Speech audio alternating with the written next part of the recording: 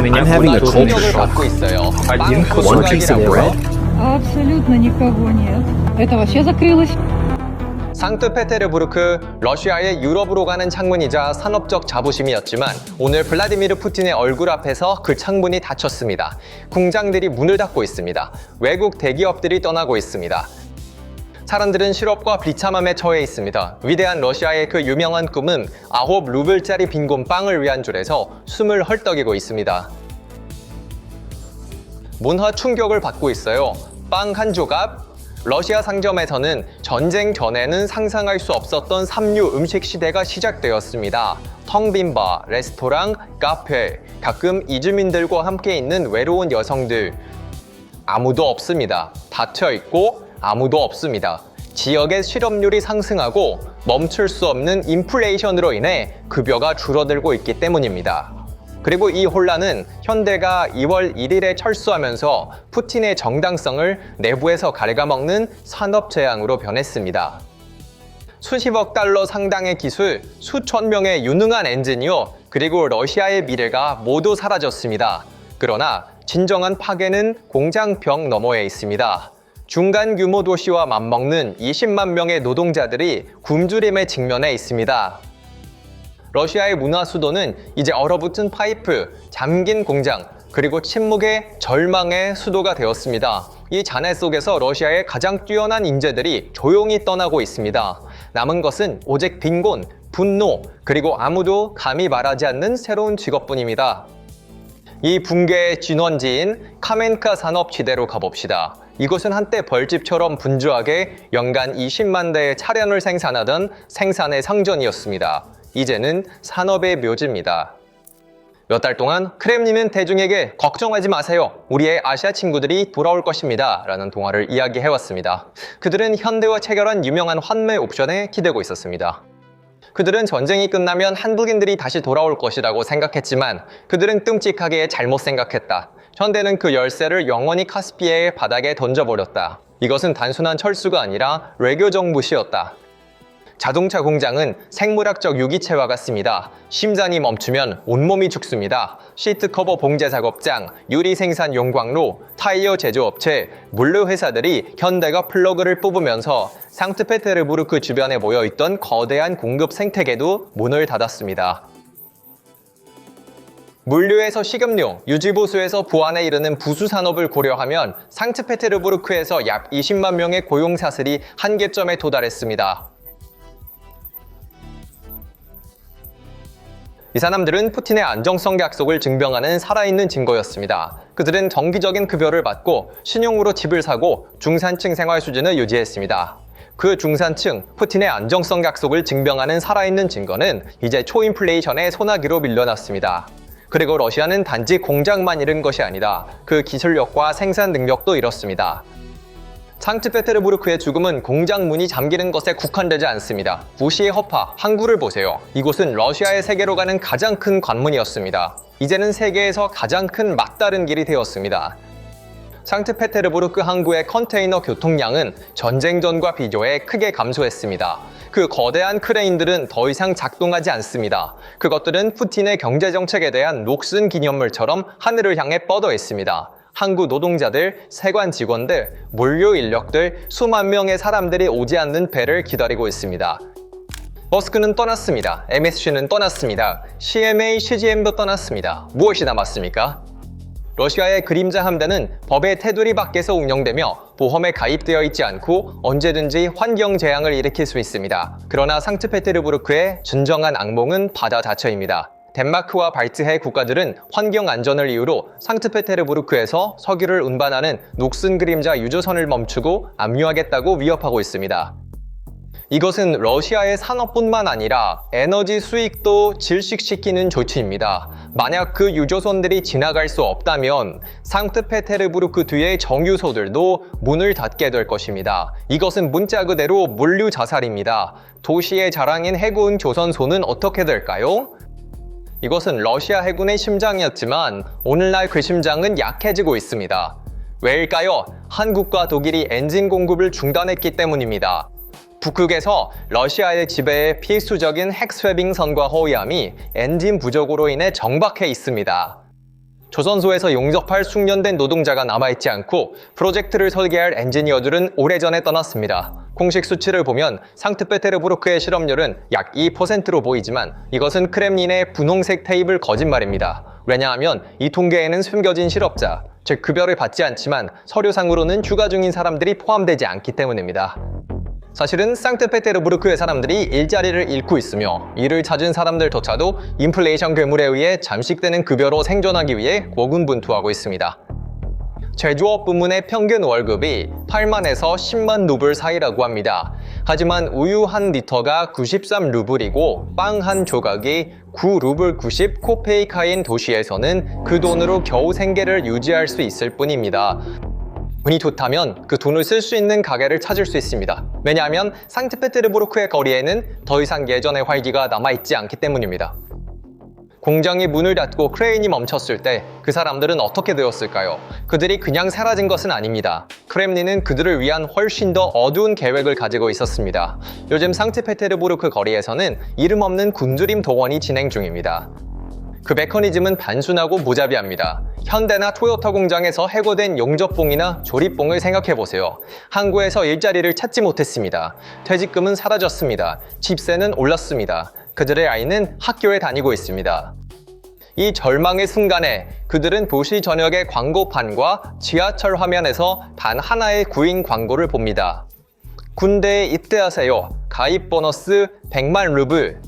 푸틴은 상트페테르부르크의 산업 붕괴를 병사 모집 전략으로 바꾸었습니다. 실업은 정권의 가장 큰 무기입니다. 서구식 공장에서 일하던 현대 중산층은 이제 참에서 죽도록 강요받는 계약 군인으로 전락하고 있습니다. 이것은 선택이 아닙니다. 경제적 혼란입니다. 그리고 남겨진 사람들은 어떻게 될까요? 거리가 안전한가요? 절대 아닙니다. 이 이미지를 보세요. 이곳은 유령것입니다. 반은 비어있고 레스토랑은 고군분투하고 있습니다. 자세히 보세요. 남자가 없습니다. 상트페테르부르크 거리에서 젊은 남자를 보는 것은 거의 불가능합니다. 그들은 전선에서 죽었거나 부상을 입었거나 군사모집 사무소인 보옌코마트를 피하기 위해 집에 머물러야 했습니다. 남은 것은 이주 노동자와 독신 여성들입니다. 한때 문화와 오락의 수도였던 이곳은 이제 침묵과 두려움에 굴복했습니다. 그러나 푸틴의 고향에서의 문제는 거기서 끝나지 않습니다. 러시아 겨울의 가장 혹독한 날들 동안 상트페테르부르크는 현대 유럽 도시라기보다는 폭격을 당한 전쟁 지역을 더 닮았습니다. 인프라가 붕괴되었기 때문입니다. 이미지는 스스로 말해줍니다. 비보르크 지역에서는 견합기소들이 과부하를 견디지 못하고 연이어 폭발하고 있습니다. 볼셰비키 산업지대에서 전쟁 경제를 위해 생산하려는 시설이 불길에 휩싸였습니다. 이는 사보타주 행위가 아닙니다. 이는 방치와 피로로 인한 폭발입니다. 러시아 전역에서 전력 난방, 수도 공급 중단이 작년에 비해 2배로 증가했습니다. 단지 1월에만 1788건의 주요 인프라 고장이 보고되었습니다. 사람들은 집에서 얼어붙고 있습니다. 볼고그라드에서 상트페테르부르크 교회까지 수만 명의 사람들이 영하 30도의 온도에서 따뜻해지기를 기다리며 라디에이터 주위에 모여 있습니다. 왜 이런 일이 일어나는지 궁금하다면 잘 들어보세요. 답은 크렘린의 예산 선택에 있습니다. 러시아의 시립 인프라 중 44.2%는 이미 노후화되고 있습니다. 소련 시대인 1960년대에 설치된 파이프가 터지고 있습니다.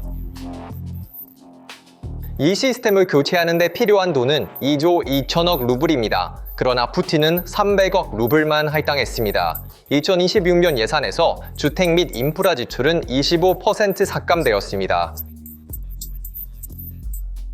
돈은 어디로 갔을까요? 안드레이 벨로우소프 국방부 장관이 답을 제공합니다. 국방비 지출이 국내 총생산의 7.3%에 도달했습니다. 다시 말해 푸틴은 상트페테르부르크 시민들의 집을 난방하는데 사용해야 할 돈을 우크라이나의 도시를 파괴하는 미사일로 바꾸었습니다. 그리고 이 선택은 단지 돈에 관한 것이 아닙니다. 이것은 기술적 비대칭성과 물질적 위기입니다. 현대 공장의 폐쇄와 비보르크에서의 변압기 폭발은 무관한 사건이 아닙니다. 러시아 산업은 석유 부품에 의존하고 있었습니다. 자동차 생산에 필요한 마이크로칩이 도착하지 않고 조립 라인이 멈추자 파열된 파이프를 수리하는 데 필요한 고압 밸브, 펌프 시스템, 제어 장치도 더 이상 들어오지 않았습니다. 상트페테르부르크 시의회는 이제 소련 시대의 고철을 수리하기 위해 저품질의 중국산 대체품을 사용할 수밖에 없습니다. 시스템이 문자 그대로 붕괴됨에 따라 위를 수리하는 데 필요한 지식과 장비도 나라를 떠나고 있습니다. 러시아의 가장 서쪽에 있는 도시는 이제 자신의 쓰레기와 잔해 속에 빠져 있습니다. 이 분위기는 사람들 사이에 탈출하고 싶은 감정을 불러일으킵니다. 2022년 전쟁이 시작된 이후 65만에서 90만 명 사이의 사람들이 러시아를 떠났습니다. 그러나 상트페테르부르크는 모스크바와 함께 이 탈출의 중심에 있습니다. 추정에 따르면 10만에서 20만 명 사이의 사람들이 도시를 떠났습니다. 이 숫자는 도시의 문화적, 경제적 활력을 이끄는 젊고 교육받은 인구가 사라졌다는 것을 의미합니다. 상트페테르부르크 사람들은 전쟁에 대한 시각에서 전국 평균보다 훨씬 더 비판적이고 경계심이 많습니다. 푸틴의 전국 지지율이 64%인 반면 상트페테르부르크에서는 54%로 떨어졌습니다. 피로, 무관심, 그리고 두려움이 사람들 사이에 만연해 있습니다. 여론조사에 따르면 62%가 평화회담을 시작하기를 원합니다. 이 도시의 침묵에 속아서는 안 됩니다. 상트페테르부르크의 분노는 새로운 것이 아닙니다. 단지 압박에 의해 억눌려 있을 뿐입니다. 2025년 10월에 18살 러시아 가수 디아나 로기노바의 용기로 도시의 거리가 흔들렸던 것을 기억합시다. 젊은 가수는 반푸틴 노래를 부르다가 경찰에 의해 끌려갔고 상트페테르부르크의 거리에는 우리는 견화를 원한다는 구호가 울려 퍼졌습니다. 실업, 높은 생활비, 정전, 그리고 그 답답한 불확실성의 느낌이 이미 그 당시의 젊은 인구를 거리로 내몰았습니다. 오늘 현대의 폐쇄로 인해 또 다른 20만 명이 생계를 잃었고 10월의 불씨가 걷잡을 수 없는 불로 번질 가능성이 커졌습니다. 그날 그들은 단지 노래를 부르고 있었습니다. 오늘 그들은 잃을 것이 없습니다. 상트페테르부르크에서 일어나고 있는 일은 지도상의 한 지점에서의 화제가 아니라 러시아 연방의 미래를 재로 만드는 전략적 당화입니다. 현대의 철수와 경제 침체로 인해 2026년에 상트페테르부르크에서 시작되는 5만에서 10만 명의 새로운 이주 물결이 예상됩니다. 이것은 추측성 데이터가 아니라 역사적 경향과 경제적 필연성의 불가피한 결과입니다. 큰 그림은 이렇습니다. 블라디미르 푸틴은 그의 주권 러시아 환상을 추구하며 국가의 두뇌를 해외로 수출했습니다. 상트페테르부르크를 떠나는 이 고도로 투명된 그룹은 비자가 허용하는 한 아르메니아, 카자흐스탄, 조지아, 터키와 같은 국가로 흩어졌습니다. 운이 좋은 사람들, 즉 비자를 얻을 수 있었던 사람들은 독일, 스페인, 미국 또는 이스라엘로 가서 서방 경제에 그들의 재능을 제공했습니다. 러시아는 전쟁과 경제 붕괴에 대한 두려움 때문에 엔지니어, 의사, IT 전문가들을 경쟁국에 선물했습니다. 이 5번째 이주 물결은 러시아의 인구 위기를 재앙으로 바꾸고 있습니다. 인구는 감소하고 숙련된 노동력은 사라지고 있으며 전쟁 경제에 의존하는 교육받지 못한 노령 인구만 남아 있습니다. 상트페테르부르크의 유럽과의 근접성은 핀란드나 발트 국가들이 자연스러운 탈출 경로가 될 수 있었습니다. 그러나 비자 제한으로 인해 이 흐름은 남카카스와 중앙아시아로 방향을 틀었습니다. 산업 측면도 있습니다. 푸틴은 자신의 손으로 러시아의 산업 지배력을 억압했습니다. 현대, 토요타, 닛산과 같은 거대 기업이 떠난 자리를 중국 브랜드가 채울 것이라는 주장은 독이 든 거짓말입니다. 중국 제조업체들은 러시아의 기술을 이전하거나 연구개발센터를 설립하거나 러시아 엔지니어를 훈련시키는데 관심이 없습니다. 그들은 러시아를 무력하고 대안이 없는 시장으로만 봅니다. 러시아 노동자들은 현대 공장에서 자동차를 생산하곤 했습니다. 이제 공장이 문을 닫으면서 러시아 소비자들은 중국에서 완성된 자동차를 구매할 수밖에 없습니다. 이는 러시아 땅에서 부가가치를 제거하고 나라를 기술 식민지로 변모시키는 것입니다.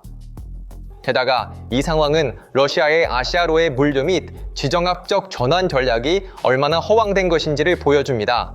한국과의 관계 단절은 러시아가 아시아에서 유일한 서구 표준 기술 파트너를 잃었다는 것을 의미합니다. 이제 모스크바는 완전히 베이징의 손아귀에 있습니다. 중국은 러시아의 약점, 산업의 붕괴, 대안의 부재를 보고 있습니다. 이것은 중국의 에너지 가격에서 기술 판매에 이르기까지 모든 분야에서 러시아를 압박하고 착취할 수 있는 힘을 줍니다. 상트페테르부르크의 그 빈 공장은 사실 중국의 장벽 그림자 속에서 러시아의 독립이 침식되는 기념비입니다. 그러나 더 큰 그림을 보면 푸틴이 훨씬 더 치명적인 지정학적 도박을 하고 있음을 알 수 있습니다. 러시아는 현대의 공장과 기술을 잃고 무엇을 얻었는가? 북한의 녹슨 포탄과 김정은의 지지. 이것은 세계의 최악의 거래이다. 크렘린은 서울의 첨단 산업을 청양의 고립된 군사 쓰레기로 교환했다. 이것은 한국과 러시아의 관계를 파국으로 몰고 가는 외교적 자살 행위입니다. 서울 행정부는 러시아의 북한과의 군사 동맹 및 미사일 기술 공유를 국가 안보에 대한 직접적인 위협으로 보고 있습니다. 칸데로서는 돌아올 의사가 없다는 것은 한국 자본이 러시아를 이제 가치 없는 시장으로 간주했다는 증거입니다. 세계 경제의 1에서 2%만 차지하는 러시아는 서울의 전략적 레이더에서 완전히 사라졌습니다. 한국의 대기업들은 이미 오래전에 인도, 동남아시아, 유럽으로 초점을 옮겼습니다. 일부 한국 기업들이 외교적 뒷문을 열어두기 위해 2030년대까지 브랜드 등록을 갱신하고 있지만 이는 단지 실용적인 환상일 뿐이다. 현실은 한국이 유럽을 통해 우크라이나에 간접적인 방위산업 지원을 제공하는 동안 푸틴이 김정은과 군사동맹을 맺고 있어 그 공장들의 문은 다시 열리지 않을 것이라는 점이다. 관계 재설정의 가능성은 이제 러시아의 겨울 속에 얼어붙었습니다. 이 전략적 상황은 또한 크렘린 내부의 두려움을 부추깁니다. 상트페테르부르크와 모스크바는 정권에 손대지 못할 요새였습니다. 이 도시들의 사회적 불안은 지방의 반란과는 다릅니다. 역사적으로 정권 교체는 항상 이 대도시들에서의 균열로 시작됩니다. 결과는 잔인하고 명확합니다. 피오트르 대제는 러시아를 유럽과 연결하고 현대화하며 발전시키기 위해 이 도시를 늪지대에 세웠습니다. 그러나 블라디미르 푸틴은 그 현대성과 미래를 돈바스에 참여붙기 위해 희생시켰습니다. 현대의 떠남은 단순히 브랜드의 작별이 아닙니다. 그것은 러시아 중산층 생활 방식의 종말입니다. 그 열쇠가 바다에 던져졌을 때 러시아의 번영 시대도 함께 가라앉았습니다. 상트페테르부르크는 더 이상 유럽에 반짝이는 찬이 아닙니다. 그것은 빈곤 추리, 외로움의 수도입니다. 그리고 크렘린의 매우 신뢰받던 안정성의 약속은 그 공장의 조용한 복도와 얼어붙은 파이프의 균열 속에서 영원히 사라졌습니다. 창문은 닫혔습니다. 안에 남아있는 사람들에게 겨울은 이제 막 시작되었습니다. 이 문제에 대해 어떻게 생각하십니까? 댓글에 의견을 공유해주세요. 채널을 구독하고 알림을 켜서 PPR 글로벌의 새로운 분석을 받아보세요. 저희를 선택해주셔서 감사합니다.